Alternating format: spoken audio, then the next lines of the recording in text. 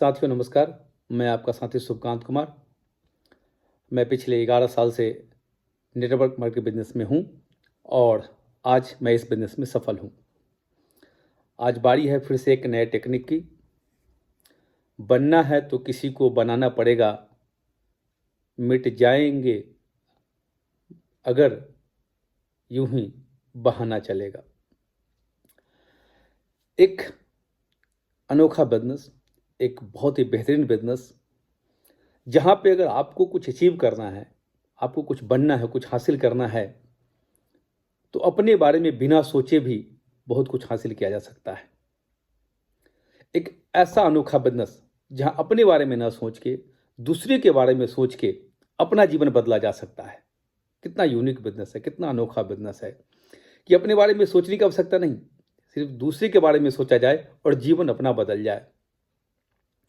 इस बिजनेस में आप कामयाब होना चाहते हैं, कुछ हासिल करना चाहते हैं, तरक्की करना चाहते हैं, तो आप अपने डाउनलाइन में बस कुछ लोगों को बनाने का जिद कर लीजिए, उनको कुछ हासिल करवाने का जिद कर लीजिए। अपने बारे में सोचने की आवश्यकता ही नहीं पड़ेगी। है ना अनोखा बिजनेस, जहाँ पे हम किसी और के लिए दुआ करें, किसी और के लिए प्रार्थना करें और मेरा घर बढ़े। ये कितनी अनोखी बात है। इस बिजनेस में ज़्यादातर लोग बड़े लेवल पे आने के बाद भी स्ट्रगल में होते हैं, या वो इस बिजनेस में बुरे हालात से जूझ रहे होते हैं। उसका एक बहुत बड़ा वजह ये होता है ना कि वो किसी को बनाने में नाकामयाब हो जाते हैं, और वो खुद किसी को बनाने में नाकामयाब हो गए, लेकिन इसका भी दोष वो अपने अपलाइन पे मरते रहते हैं। वो अपलाइन से पूछते हैं, अपलाइन से सवाल करते हैं कि आपने क्या किया मेरे लिए, आपके वजह से मेरी ज़िंदगी में क्या बदलाव आए। आप अपलाइन से 1000 बार ये सवाल पूछ लीजिए, इस सवाल का जवाब जो भी हो, इससे आपका कोई फ़ायदा होने वाला नहीं। लेकिन ये सवाल आप अपने आप से करिए कि आपकी 500 की टीम बन गई, आपकी 400 की टीम बन गई, कि 1000 की टीम बन गई, आपकी 2000 की टीम बन गई, आपकी 5000 की टीम बन गई, आपकी 10,000 की टीम बन गई।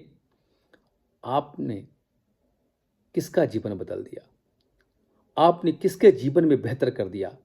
आप किस कौन से वो लीडर है जिनका आपकी वजह से बिजनेस बढ़िया चल रहा है, जिसके कारण आप हैं, जिसका बिजनेस आपके सहयोग से बढ़िया चल रहा है।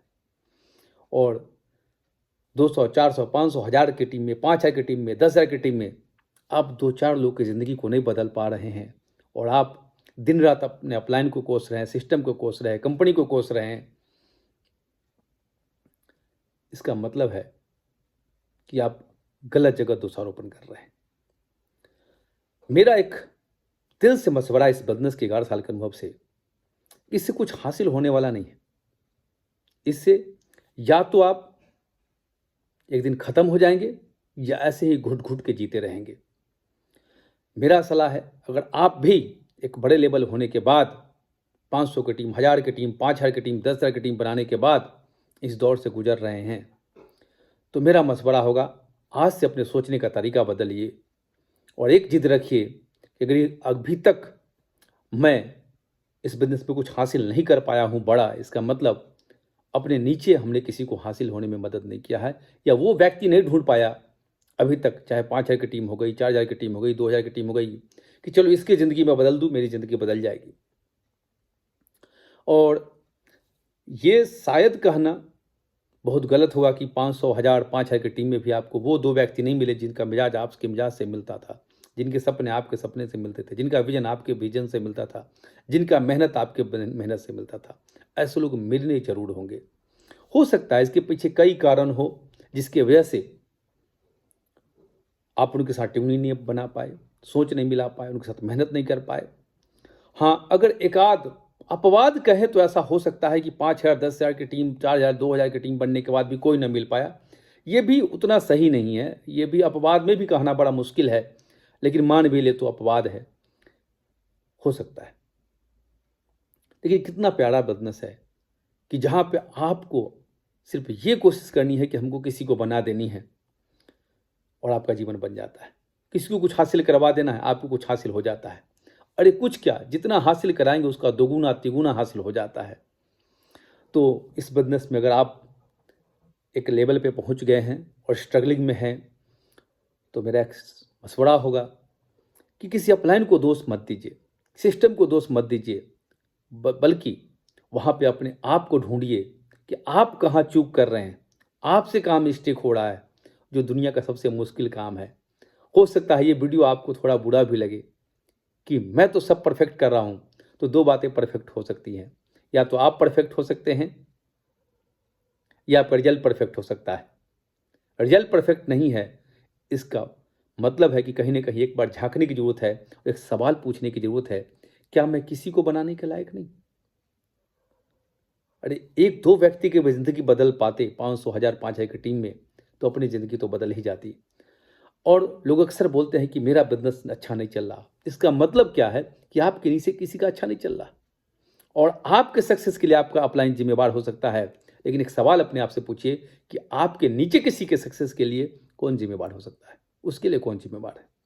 जब आपके सक्सेस के लिए और फेल्यूर के लिए आपका अपलाइन जिम्मेवार है, तो आपके नीचे भी सक्सेस और फेल्यूर के लिए सिर्फ और सिर्फ आप जिम्मेवार हैं। वो दोष आप किस पर मढ़ेंगे? तो 500 1000 5000 की टीम के बन जाने के बाद भी अगर आप ये सोच रहे हैं कि मुझे कोई परफेक्ट आदमी नहीं मिला, तो हो सकता है 5000 के बाद भी ना मिले, 10,000 के बाद भी ना मिले, और 50,000 के बाद भी कोई आपको परफेक्ट ना मिले। लेकिन उसी 500 1000 2000 5000 जो भी आपकी टीम है, उसमें से किसी परफेक्ट को ढूंढ के उसकी ज़िंदगी को बेहतर किया जा सकता है, और उसकी ज़िंदगी को बेहतर कर दे तो अपनी ज़िंदगी को बेहतर किया जा सकता है। बहाने कई होंगे, सैकड़ों बहाने होंगे आपके पास, हजारों बहाने होंगे आपके पास, लेकिन ठीक है, आप बहाने करिए, आप दोष मढ़िए, लेकिन अल्टीमेट उससे हासिल क्या होगा, ये भी तो एक बार सोचने की जरूरत है। क्या हासिल हो जाएगा उससे? क्या हासिल कर लेंगे आप बहाना करके? क्या हासिल कर लेंगे प्लान को दोष देके? क्या हासिल कर लेंगे सिस्टम को दोष देके? मेरे हिसाब से तो कुछ भी नहीं। तो एक बार अगर इस बिजनेस में अगर अभी आप हैं, और यकीनन इस महान बिजनेस में अगर आप अपना जीवन बदलना चाहते हैं, तो थोड़ा सोचने का तरीका बदलिए, और दोष देने के बजाय दोष ढूंढना शुरू करिए कि आखिर मैं किसी का जीवन बदलने लायक नहीं, मैं किसी का चेक बनाने के लायक नहीं। इस बिजनेस में चेक हमारा जीरो कब होता है? जब नीचे किसी का जीरो है। और अपने जीरो के बारे में नहीं सोच के अगर हम नीचे अगर एक चेक के बारे में सोच रहे हैं ना, तो मेरा चेक जीरो होने की संभावना नहीं है। हम जितना बड़ा चेक नीचे बनाएंगे ना, उससे डबल बड़ा चेक हमारा बनने वाला है। कितना अनोखा बिजनेस है।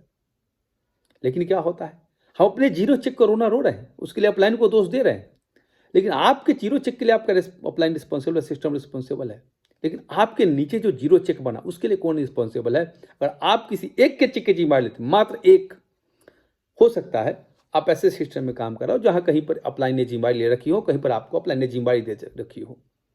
बहुत कम लोग होते हैं जहां पर पूरी जिम्मेदारी उनको अपलाइन देते हैं।